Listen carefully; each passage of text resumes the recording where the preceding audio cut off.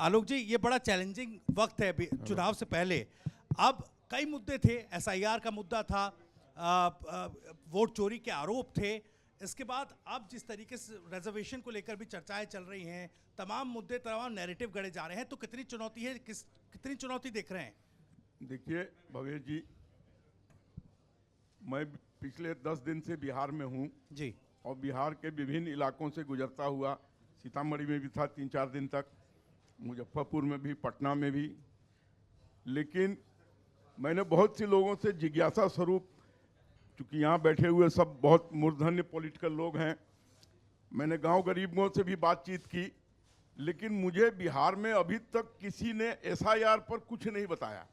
मैंने लोगों से पूछा, इससे तुमको कोई हानि हुई है? लगभग 0% लोग, किसी को कोई हानि नहीं हुई है। यहीं जितने बैठे हुए लोग हैं, चाहे कम ही हों, इनमें से किसी को पूछिए क्या किसी का नाम वोटर लिस्ट से कट गया है जो जेन्युइन है? और बिहार की राजनीति इतनी प्रबल है कि यहाँ पर छोटे से छोटे तबके का आदमी और बड़े से बड़े तबका का आदमी एक वक्त की रोटी नहीं खाएगा, लेकिन राजनीति नहीं छोड़ेगा जी। अगर किसी का नाम उसको पता लग गया कि वो कट गया है, तो वो दिन रात एक कर देगा, ऊपर नीचे एक कर देगा, बीएलओ को चैन से नहीं सोने देगा, और जितने भी अधिकारी हैं इलेक्शन कमीशन के, उनकी भी नींद हराम कर देगा अगर उसका नाम कट गया है, जब तक जुड़ेगा नहीं। लेकिन सर, अगर ऐसा बिहार नहीं की धरती की राजनीति है जी, ऐसा अगर नहीं है तो फिर सुप्रीम कोर्ट को ये कहने की, ये निर्देश देने की, या एक तरीके से आदेश देने की जरूरत क्यों पड़ रही है कि भाई, वो भी चुनाव आयोग को, कि अगर संवैधानिक प्रक्रिया इसमें नहीं अपनाई गई तो पूरी ये जो प्रक्रिया है एसआईआर की, उसको रद्द कर दिया जाएगा? देखिए, सुप्रीम कोर्ट में अगर ये मामला गया है तो उन्होंने कुछ एडिशंस किए हैं उसमें कि आधार कार्ड को भी मान लिया जाए, लेकिन उन्होंने इसको स्थगित नहीं करने के लिए बोला है जी। जबकि लोग स्थगन के लिए गए थे कि इसको बंद कर दिया जाए, इसको नहीं होने दिया जाए। लेकिन सुप्रीम कोर्ट ने कहा कि नहीं, संवैधानिक तरीके से इसको आप करते रहिए। एक चीज और ऐड कर दिया है, बट उनकी नजर में ये कोई गलत तरीके से नहीं हो रहा है जी। और आज तक जो ये आरजेडी के लोग मुद्दा विहीन है, या जो वो महागठबंधन है, वो लोग नैरेटिव ढूंढ रहे हैं। राहुल गांधी ने 4000 किलोमीटर की यात्रा की जी। हरियाणा हार गए, दिल्ली हार गए, महाराष्ट्र हार गए, और अब बिहार में भी 1300 किलोमीटर की यात्रा की, और अंत में जाकर प्रधानमंत्री मोदी के मां को गाली दिलवा दिया वहां से। तो वो अच्छा मेहनत करते हैं, लेकिन उनके साथ जो लोग हैं, उनके पॉलिटिकल एडवाइजर्स, उनसे कोई ऐसा गलत कदम उठवा देते हैं कि सब किए दिए पर फिर से पानी फिर जाता है। लेकिन ये प्रधानमंत्री की माता को गाली दिए जाने का मामला, ये बड़ा पॉलिटिसाइज हो गया है।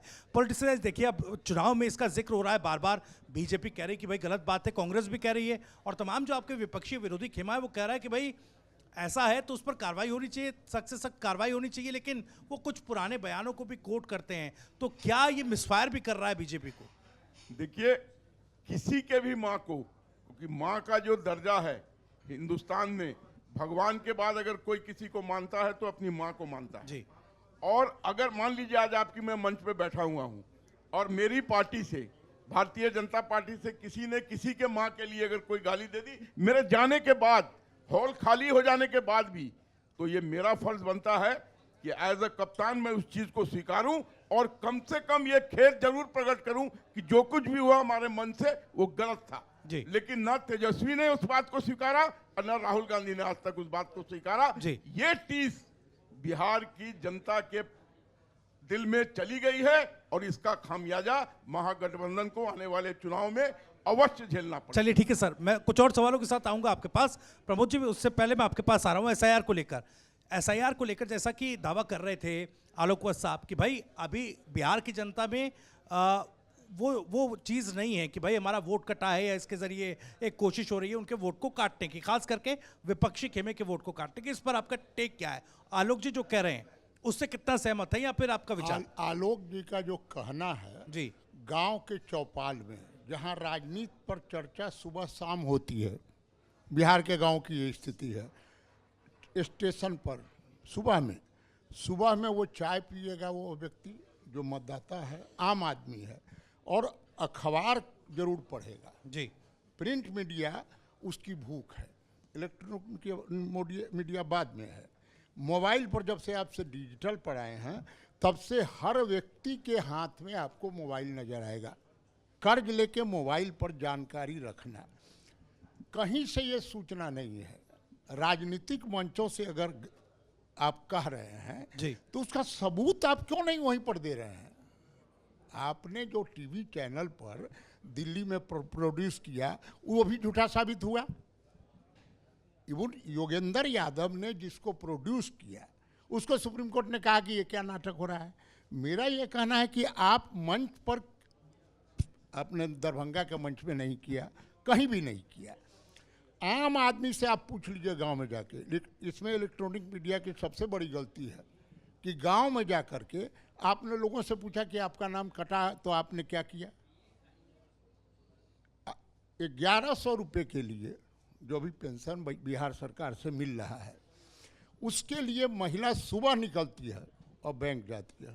आप पूछेंगे कि कहाँ जा रहे हैं, पूरा सामान उमान लेकर के, वो कहेगी कि मैं बैंक जा रही हूँ, पेंशन का पैसा आया हुआ है, नीतीश जी वाला पैसा हुआ है, मोदी जी वाला पैसा आया हुआ है। तो वो हर चीज़ के लिए जितना एंक्शस है, अनपढ़ महिला, प्रेमचंद की कहानियों का पात्र जो अनपढ़ किसान है वह भी अपने अधिकार के लिए सचेष्ट हुआ है। वो SIR में उसका नाम काट दिया जाएगा। आप जैसे अभी आलोक जी ने कहा कि गाली देने की बात, कहीं भी आज तक राहुल जी, तेजस्वी यादव ने इस पर खेद नहीं प्रकट किया। मंच उनका था जी। लेकिन वो तो कह रहे हैं कि भाई ऐसे तो कोई भी, राहुल गांधी या तेजस्वी यादव तो मंच पर नहीं थे, ऐसे तो कोई भी मंच नहीं, पर अगर आप चर्चा, भाषण देख के गए।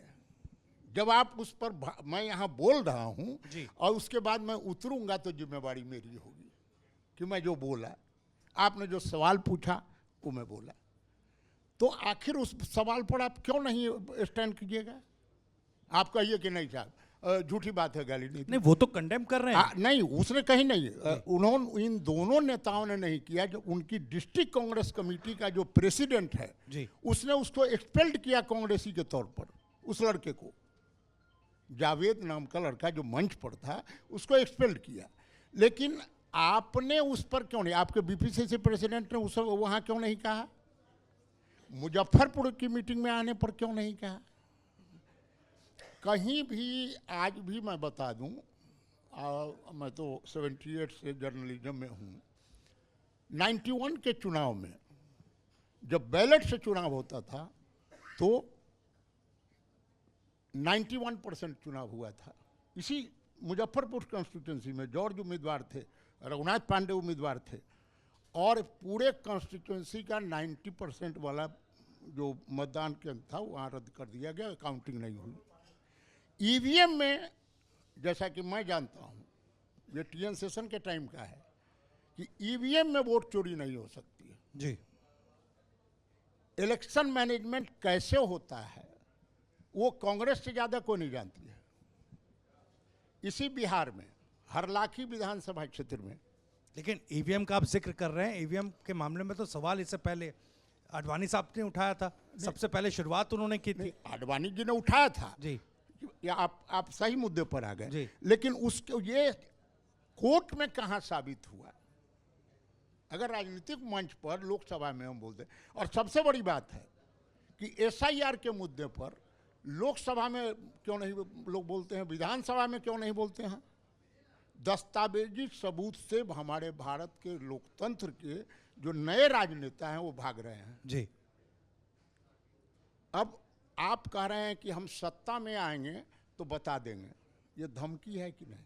कल दरभंगा में मैंने टीवी पर मैंने देखा कि एक मंत्री के विरुद्ध FIR कराने का अच्छी बात है जी, लेकिन आप थानेदार को धमकी मत दीजिए। वो सरकार का मंत्री दे, अपोजिशन का मंत्री दे, ये लोकतंत्र पर हमला है। उस थानेदार को आप नहीं काम करने दीजिएगा, तब तो फिर लोग कहेंगे कि जंगल राज आ रहा है जी। हमने झेला है कि बिहार में नवभारत टाइम्स बंद हुआ लालू जी के टाइम में, और लालू जी के आंखों से पत्रकारों के लिए एक दर्द के आंसू नहीं निकले। अगर सरकार चाहती तो नवभारत टाइम्स खुला रहता, हिंदी का उतना बड़ा अखबार, उसका संस्करण बंद हुआ। तो आपके साथ अभी आपसे पहले राजभर जी बोल रहे थे कि चरवाहा विद्यालय, आपकी वो उपलब्धि जो चरवाहा विद्यालय थी उसका आपने क्या किया? आप 15 महीने सरकार में रहे, 17 महीने रहे। आपके तेजस्वी यादव जी ने उन चरवाहा विद्यालयों का निरीक्षण भी किया कि किस हालत में है। आप सरकार में लौट आए थे नीतीश जी के टाइम में, क्या नीतीश जी ने आपको रोका?